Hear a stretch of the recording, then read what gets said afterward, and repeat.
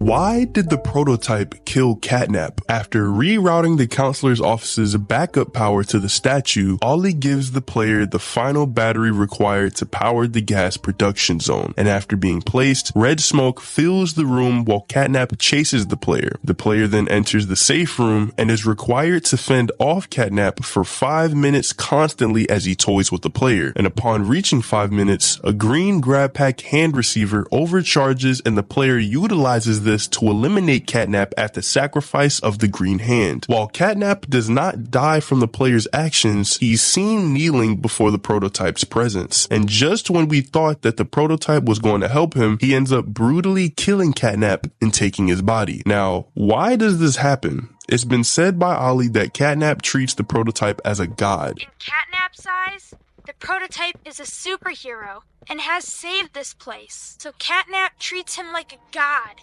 killing everyone that opposes him.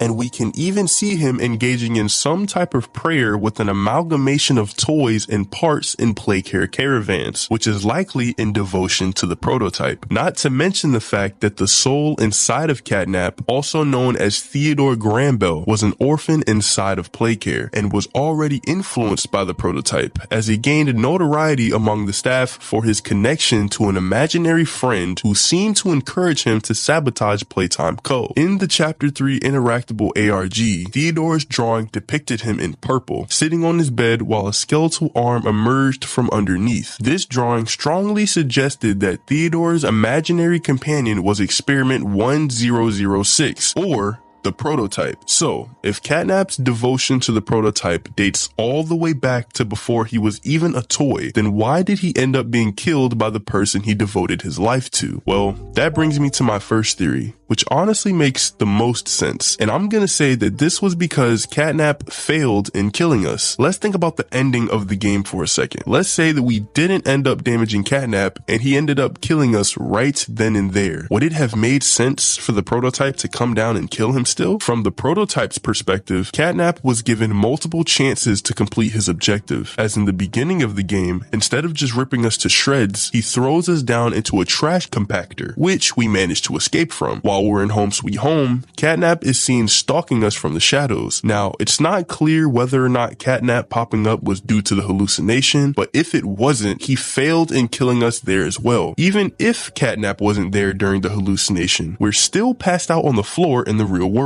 so he could have easily taken care of us there. But then again, we don't know if we passed out and then had the hallucination, or we were awake the whole time and our perception of reality was just being manipulated. Also, when we, the player, are sent to the counselor's office by Ollie to restore power, CatNap emerges from the gas and knocks us into some type of dream state. So, at the end of the game, when the prototype sees that CatNap has failed yet again in killing us, it decides to just change plans and realizes that CatNap is not of use to him anymore. But what if CatNap kneeling to the prototype is an act of acceptance? Which leads me to my second theory. CatNap understands that he has failed and submits to the prototype, putting all of his trust into him and allowing himself to be a part of him, with the prototype's plan being to make himself and CatNap stronger in the endgame. Now, what do I mean a part of him? Well, if you remember what happened back in Chapter 2, after surviving Mommy Longlegs' rigged hide-and-seek game and just barely escaping into a nearby room, the player then traps Mommy Longlegs in a grinder and activates the lever, brutally killing her. But after this, a mysterious claw-like hand appears from the bottom of the partially closed door and drags Mommy's severed torso into the dark before the door to the right opens and the player is let back into the game station. But listen to what Mommy Longlegs says as she's being killed.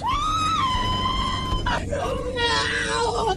One of you You'll make me cry on you. Now, judging by the few glimpses of prototype that we see, that being his claw, it's pretty safe to assume that this thing probably doesn't have the right type of body to do everything himself, which is why he has CatNap and a bunch of other toys under his command. And him dragging away Mommy Longlegs after her death is probably because he plans to use her attributes to turn himself into this undefeatable monster. But this is most likely his solution to if the other toys fail to kill us. But but if they succeed, they get to roam around as normal. Now, going back to CatNap, I'm led to believe there's a chance that he would still be okay with the prototype killing him, even if he was informed of this before it happening. As again, CatNap sees the prototype as his god, and if the prototype told CatNap that he's doing it to save everyone, or told him that he's going to be rebirthed into something far greater, I don't think that he would fight back at all. But now for my third theory, which includes me still thinking that the prototype still killed CatNap due to him failing to kill us. But I think that the prototype already planned on doing this, but seeing that we were still alive caused a change of plans. If we were to stick to the theory that the prototype doesn't have the right body to do what he wants, then he would obviously either need assistance from the other toys, or he would need part of their body altogether. And judging by what he's already done with Mommy Longlegs, it's pretty safe to assume that he won't have the toys a part of his plans the entire time. I'm led to believe that CatNap, along with some of the other toys being under Prototype's command, is temporary, and in the end, he'll kill them off and use their parts to make him stronger. So if CatNap did succeed in killing us, there might have been a chance that the Prototype would either still kill him because he finished his objective and the Prototype doesn't need him as an individual anymore, or he would prepare him for some type of merging process later on to where he's still able to use his parts. But perhaps in the next chapter, we'll be able to get an answer on why this happened, because if you think about it, if the Prototype didn't pop up at the end of chapter 3, we would have most likely still been killed by CatNap despite us fighting back, as right after the flames subside and CatNap sees the Prototype, he gets up and starts to pray to him as nothing happened. So in a weird way, the Prototype saved us from being killed by CatNap, and we might even get to see what he's been doing with all the deceased toys. Who knows? He could be putting himself together with Huggy Wuggy's teeth, Mommy Longlegs' long limbs, and now CatNap's gas, or more specifically his respiration system, as that's where the gas comes from. But let me know down in the comments why you think the Prototype killed CatNap. Thanks for watching, subscribe, and click on this video right here.